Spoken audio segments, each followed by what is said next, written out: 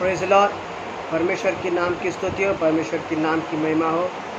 परमेश्वर ने हमें एक मौका दिया फिर से उसके चरणों के पास आने के लिए, और परमेश्वर ने हमें सहायता किया उसके चरणों के पास आने के लिए। परमेश्वर को हम कोटि-कोटि धन्यवाद करते हैं। जैसे कि हम जानते हैं कि यीशु मसीह ने हमें जो वाचा बांधा है, जो प्रॉमिस किया है कि वो हमारे प्रार्थनाओं को उत्तर देगा। और कभी-कभी क्या होता है, हमारे जीवन में जो ऐसी इंसिडेंट आती है, तो कभी-कभी हमारे प्रार्थनाओं को सुनी नहीं जाती है। हमारे लाइफ में ऐसे इंसिडेंट आते रहते हैं, पर यीशु मसीह का वचन कहता है कि वो तुम्हारे प्रार्थनाओं को उत्तर देगा। पर कभी-कभी हम बहुत प्रार्थना करते हैं, पर आज का जो टॉपिक है मेरा, वो विषय है कि हमारी प्रार्थनाएं क्यों नहीं सुनी जाती हैं। हमारे जीवन में ऐसे कई इंसिडेंट आते हैं कि वहाँ पे हमारी ये प्रार्थना सुनी नहीं जाती है। जैसे कि परमेश्वर का वचन भी कहता है, जॉन चैप्टर 14 वर्स 13, यूहन्ना 14:13 कहता है, and I will do everywhere you ask in my name. इधर लिखा है, and I will do what ever you ask in my name. यहाँ पे लिखा है कि मैं सब कुछ करूँगा, तू मेरे नाम से मांगेगा। ये परमेश्वर का वाचा हम के लिए है। और जैसे कि हम पढ़ते हैं जॉन चैप्टर 15 वर्सेस 16, जैसे हम देखते हैं कि जॉन चैप्टर 15 वर्स 16 कहता है, I tell you the truth, my father will give you whatever you ask in my name. यहाँ पे लिखा है कि मैं सच कहता हूँ कि मेरे पिता सब कुछ देगा आपको जो मेरे नाम से तुम मांगोगे। और यूहन्ना 16:23 में भी कहता है कि 16:23 में यीशु मसीह भी कहते हैं ये वचन को। और परमेश्वर का वचन बहुत पावरफुल है। इस वचन में हम देखेंगे कि यीशु मसीह ने हमें प्रॉमिस किया है कि वो हमारे प्रार्थना को उत्तर, जो मेरे नाम से मांगोगे वो तुम्हारे लिए हो जाएगा। पर हमें ये कन्फेस करना चाहिए, ऑनेस्टली कन्फेस करना चाहिए कि ऐसे जो इंसिडेंट हमारे जीवन में आते हैं, वहाँ पे हमारी प्रार्थना को उत्तर नहीं मिलते हैं अपने आप के। और ख़ास करके हम देखेंगे कि ये पैंडेमिक सीजन में अपने बहुत कई लोगों के लिए प्रार्थना किया होगा, पर कई किसी की प्रार्थना फेल चुकी है। वो प्रार्थना पहुँच नहीं गई, वो प्रार्थना अनआंसर्ड थी, मतलब प्रार्थना सुनी नहीं गई। क्यों? अपने भाई के लिए प्रार्थना किया कि उसे प्रोटेक्शन के लिए, पर वो भाई क्या हो गया, चंगाई के लिए, पर वो भाई क्या हो गया, इन्फेक्टेड हो गया वायरस से। अपने क्लोज रिलेटिव, अपने डियर वंस को प्रार्थना किया होगा, अपने भाई के लिए प्रार्थना को हुआ होगा, पर वो लोग मर चुके। ऐसा क्यों? यहाँ पे मैंने कहना चाहता हूँ कि हम बहुत प्रार्थना करते हैं, पर हमारी प्रार्थना को उत्तर नहीं मिलता है मेरे भाइयों बहनों। हम वचन के अनुसार देखेंगे कि यीशु मसीह हमें ऑलरेडी प्रॉमिस करता है कि तुम मेरे नाम से मांगोगे वो तुम्हारे लिए हो जाएगा। और परमेश्वर का वचन भी यही कहता है। जैसे कि ये आपके जीवन में जो डाउट रहता है कभी-कभी कि मेरी प्रार्थना को यीशु मसीह नहीं सुनता है, ये डाउट आपके और यीशु मसीह के बीच में दरार ला सकता है। तो आज उस डाउट को मैं आपको क्लियर करना चाहता हूँ कि क्यों आपकी प्रार्थनाएं सुनी नहीं जाती हैं। तो उसके लिए मैं आपके सामने 4 रुकावट डालूँगा। आपके जीवन में जो 4 रुकावट है जो आपकी प्रार्थना परमेश्वर सुनी नहीं जाती है, तो मैं आपके सामने 4 रुकावट, हिंड्रेंस को डालूँगा और +5। तो आइए हम देखेंगे कि पहली रुकावट क्या है। आइए हम देखेंगे पहली रुकावट का जो टॉपिक है वो है अनकन्फेशन ऑफ सिन। अनकन्फेशन ऑफ सिन हम कहते हैं जैसे कि हम हमारे पापों की पश्चाताप ना करते हुए हम प्रार्थना करते हैं, तो वो प्रार्थना साइडली है कि सुनी नहीं जाएंगे। हम वचन के द्वारा देखेंगे कि भजन संगीता 66 का 18, सैम 66 का 18 हम देखेंगे कि वचन क्या कहता है। हम देखेंगे भजन संगीता में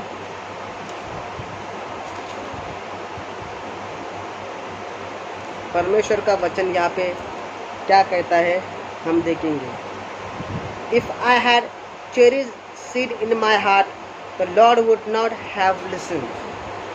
परमेश्वर का वचन कहता है अगर आपके अंदर जो पाप रहेगा तो परमेश्वर आपको, आपकी प्रार्थनाओं को वो नहीं सुनेगा। मेरा पहला हिंड्रेंस है, पर आपकी प्रार्थनाओं को क्यों आंसर नहीं मिलता है, क्यों उत्तर नहीं मिलता है। जो पहला हिंड्रेंस है, जो पहली रुकावट है, अनकन्फेशन ऑफ सिन। सैम 66:18 कहता है कि आप जो आपके जो सिन के साथ जो पाप में अनकन्फेस करते हुए, अगर आप कन्फेस नहीं करते हो और आप पाप करते हो और प्रार्थना करते हो तो वो साजी के वो प्रार्थना आपकी सुनी नहीं जाएगी। अभी मेरा जो सेकंड हिंड्रेंस है, सेकंड रुकावट के बारे में आपके सामने पेश करना चाहता हूँ। सेकंड जो रुकावट है, रॉन्ग मोटिव्स, गलत विचार। हम वचन के द्वारा देखेंगे। हम देखेंगे जेम्स चैप्टर 4 वर्सेस 3, याकूब की पत्री उसका 14 पत्र और 3 वाक्य हम पढ़ेंगे। हम पढ़ेंगे जेम्स में पढ़ेंगे उसको कि कभी कभी जो सेकेंड हिंड्रेंस है हमारा रॉन्ग मोटिव्स के बारे हम पढ़ेंगे। यहाँ पे वचन लिखा है हमारा जो सेकेंड मोटिव्स, रॉन्ग मोटिव्स मतलब गलत विचार, जो सेकेंड हिंड्रेंस है हम वचन के द्वारा पढ़ेंगे। James 4:3 When you ask you do not receive because you ask with wrong motives। वचन कहता है जब आप मांगते हो पर आप रिसीव नहीं करते हो क्योंकि आप गलत विचारों से परमेश्वर के सामने मांगते हो।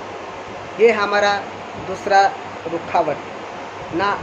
अगर आपके जीवन में आप परमेश्वर से प्रार्थना करते हो पर एक सेल्फिश प्रार्थना, एक सेल्फ सेंटर प्रार्थना, तो स्लाइटली है कि वो आपकी प्रार्थना नहीं सुनेगा। अभी हम देखेंगे तीसरी रुकावट देखेंगे। हम तीसरा हिंड्रेंस देखेंगे।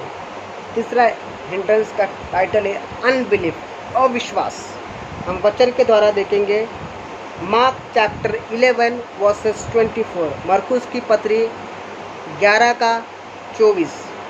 हम देखेंगे मरकुस की पत्री 11 का 24 में वचन क्या कहता है।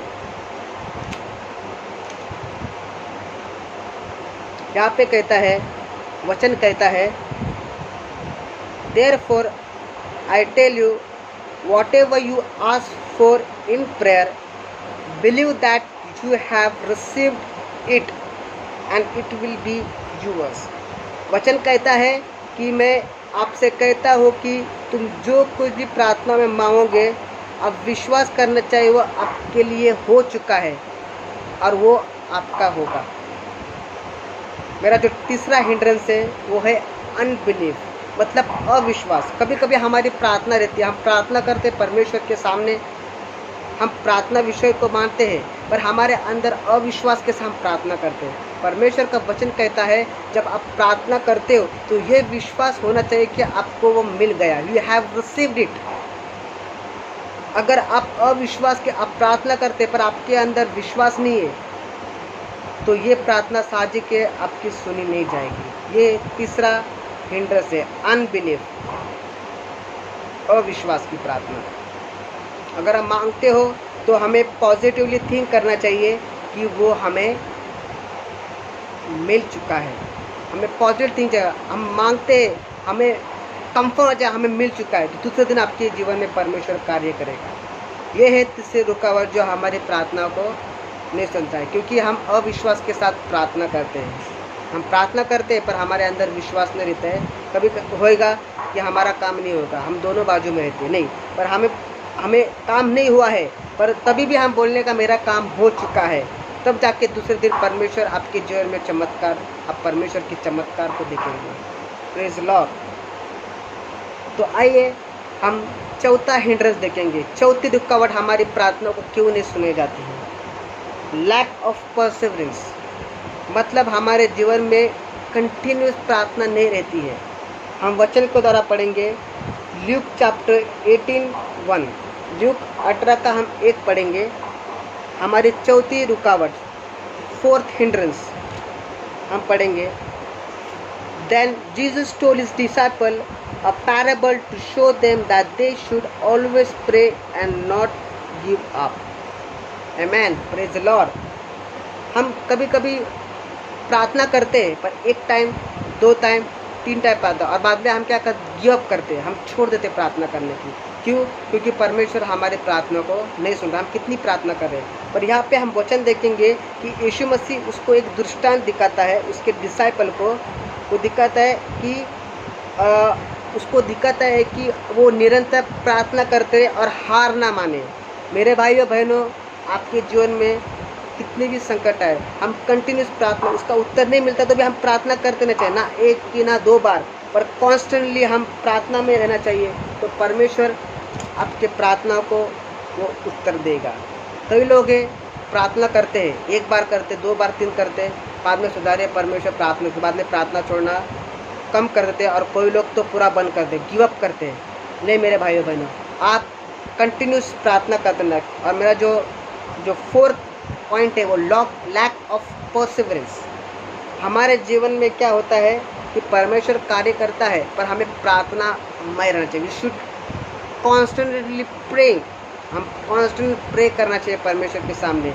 इसलिए वचन भी यहाँ पे दिखाता है, then Jesus told his disciple a parable to show them that they should always pray and not give up. उसने वो दृष्टांत बताया उसके डिसाइपल्स को, उसके शिष्य को, क्योंकि वो निरंतर प्रार्थना करे, दे प्रे ऑलवेज, और वो दे वे नॉट गिव अप, वो गिव अप ना, वो हार ना माने। मेरा जो चौथा पॉइंट है, जो हिंड्रेंस है, रुकावट है, लैक ऑफ परसिवरेंस, हमें प्रार्थना जीवन हमारा बढ़ाना चाहिए मेरे दोस्तों, ना कि 1 टाइम कि ना 2 टाइम, हमें कंटिन्यूसली हम प्रार्थना करना चाहिए। और जैसे कि मेरा और एक पॉइंट है, 5वां पॉइंट, मैं वो बता के आपके सामने समाप्त करना चाहता हूँ इस वचन को। जैसे कि मेरा जो 5वां पॉइंट है, not in accordance with God's will, not in accordance with God's will. हम देखेंगे उसका जो वचन के द्वारा देखेंगे हम 1 जॉन चैप्टर 5 वर्सेस 14, पहला यूहन्ना 5 का 14 वचन हम देखेंगे वचन के द्वारा वचन क्या कहता है यहाँ पे।